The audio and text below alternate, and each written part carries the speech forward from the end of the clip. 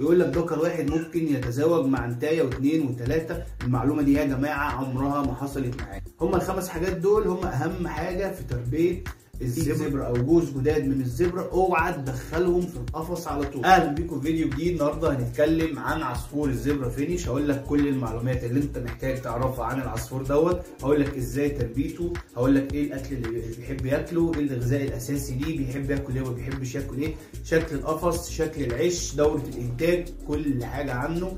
يلا عشان ما اطولش عليك، يلا بينا نبدا.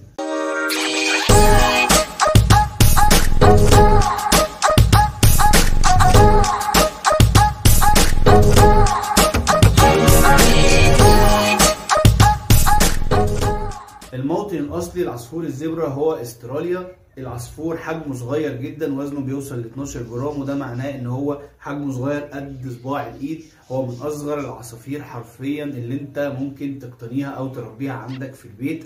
العصفور برغم ان هو حجمه صغير ومناعته ضعيفه الا انه قدر ان هو ينجح في التربيه في المنازل، وده لانه بيتاقلم على الوضع بسرعه طالما انت مهيأ له الظروف اللي هو محتاجها. عصفور الزبرة من العصافير اللي بتحب تعيش في جماعات، يعني كل ما كان القفص اكبر العصفور ده بيحب القفص لما يكون عرضه كبير مش لما يكون بالطول. كل ما يكون عرضه كبير كل ما بياخد راحته اكتر، لان هو بيحب يطير بحرية.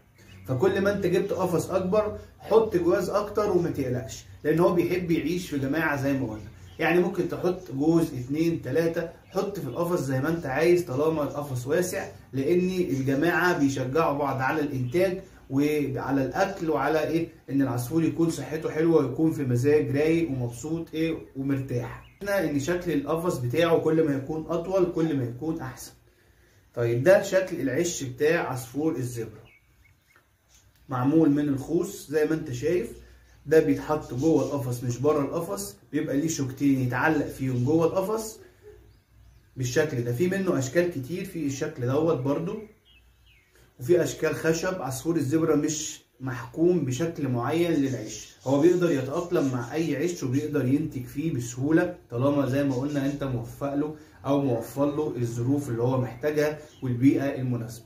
لازم نهتم جدا بالمناعة بتاعة العصفور، لان زي ما قلنا العصفور دوت مناعته ضعيفه، فلازم انت تحفز المناعه ديت عن طريق اللي انت بتاكله خضروات، فواكه، بياكل البلكم، بياكل الدنيبه، بتعمل له خلطه بيض بالبقسماط مره في الاسبوع، ولو في فروخ ممكن تعمل له مرتين في الاسبوع او يوم ويوم لا.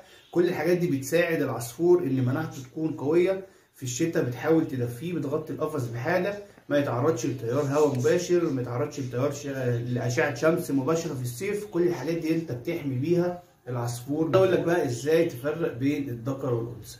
في حاجات كتير نقدر نعرف الذكر من الانثى فيهم، ولكن اسهل حاجه هي ان المنقار بتاع الذكر بيكون احمر وفي الانثى بيكون اورنج. في ناس بتفرق بالدمعه، في ناس بتفرق بحاجات كتير، انما اسهل طريقه هي اللي انا بقول لك عليها دي. وده طبعا لما العصفور بيكبر، لان هو فرخ صغير بيكون المنقار بتاعه اسود ويكون لسه ملونش.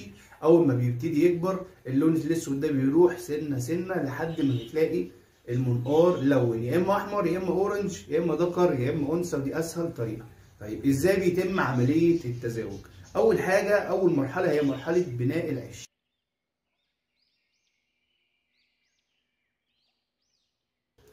في مرحله بناء العش انت بتبقى معلق القفص دوت، وزي ما قلنا انت بتهتم بالنظافه كويس قوي، على طول القفص نضيف، المسقه بتتغير الميه كل يوم لان العصفور بيحب النظافه جدا.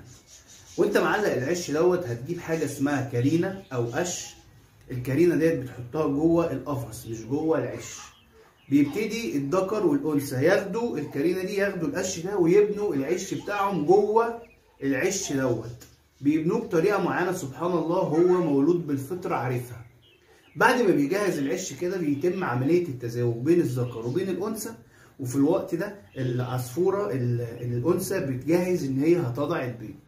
في الوقت ده بيكون الذكر مركز قوي معاها، بيكون حامي العش، بيكون بياكل الانثى وهي جوه العش، بيرقد معاها على البيض وقت ما يكون في بيض. الذكر بيكون متعاون جدا مع الانثى. اول ما البيض بيفقس ودي فتره الحضانه بتاعه البيض بتكون 14 يوم.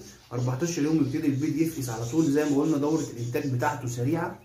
بعد 14 يوم وبعد البيض ما بيفقس، بعد ما الذكر والانثى بيرقدوا على البيض زي ما قلنا وبيتناوبوا مع بعض عليه، وتلاقي بالليل هما الاثنين جوه العش، لان الذكر بيكون متعلق قوي بالانثى.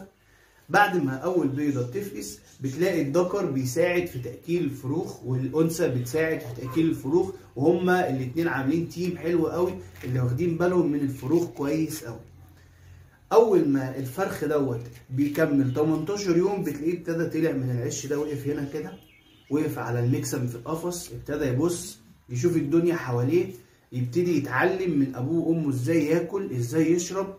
العصفور دوت اول ما بيكمل 40 يوم بيكون خلاص اعتمد على نفسه اعتماد كلي، يعني من شهر ل 40 يوم نقدر نعزله ونحط له عش جديد يقعد فيه. دي حاجه. الحاجه الثانيه ان العصفور نفسه الفرخ الصغير دوت اول ما بيكمل 3 شهور بيكون قادر على التزاوج. يعني زي ما قلنا دوره الانتاج بتاعته سريعه، ولكن بيفضل ان انت تجوز الفرخ دوت عند سن 6 شهور عشان يكون خبرته اكتملت ويكون قادر. في معلومه بسمعها كتير وقادر ان هو للاسف الناس وما يزهقش كتير، هي ان انت ممكن تجيب ذكر واحد وتجيب له كذا نتايه تحطهم له في القفص، ويقول لك ذكر واحد ممكن يتزاوج مع نتايه واثنين وثلاثه. المعلومه دي يا جماعه عمرها ما حصلت معايا، انا حاولت اجربها مره واثنين وثلاثه فشلت فشل ذريع. كل قص يكون محطوط له عش، يعني انت حاطط 4 عشوش يبقى عندك 4 قصوص، ذكر وانثى ذكر وانثى ذكر وانثى كده، ولا تجيب نتايات كتير ولا تجيب ذكور كتير، كل جوز يكون متوالف مع بعضه بتحطه.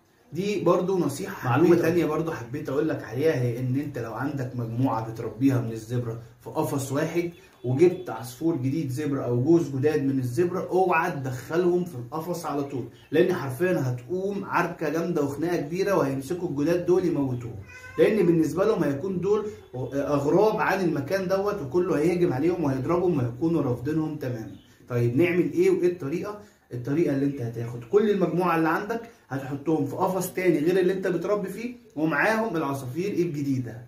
بالطريقه ديت في خلال 10 دقايق او ربع ساعه هيكونوا خدوا على بعض جوه المكان الجديد دوت، ومفيش حد ضرب حد لان المكان جديد عليهم كلهم، يعني مش ملكيه لحد فيهم. بعد ال 10 دقايق ديت او الربع ساعه دي هتقوم واخدهم كلهم حاططهم في القفص اللي انت بتربي فيه الرئيسي، هتلاقي مفيش اي مشكله. وطبعا الجوز الجديد اللي انت حطيته هتعلق له العش الجديد بتاعه، فهم هيقوموا تلقائي كده رايحين للعش الجديد ده، لان كل العشوش الثانيه هتكون جاهزه وفيها عصافير. في النهايه حابب اقول لك ان عصفور الزبرة محتاج عنايه كبيره جدا وشديده جدا، على الرغم من انه ما بيحتاجش هم كبير او خبره كبيره، لكن لازم تهتم بالنظافه، بالمسقى، بالتنوع في الاكل، بتدفئه القفص خصوصا في الشتاء. في الصيف تبعد عن اشعه الشمس المباشره. هما ال5 حاجات دول هما اهم حاجه في تربيه الزبرة او في تربيه عصفور الزبرة فينيش.